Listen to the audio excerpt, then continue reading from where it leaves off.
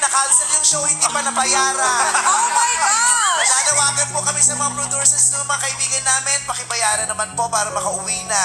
Kawawa naman yung dalawa. Anong ginagawa nila ngayon doon? Namamalimos muna. May iyak kagabi, tumawag. Na-cancel yung dalawang shows, tapos hindi pa daw sila nabayaran. Hi, may mga producers. Kaloka. Letter T!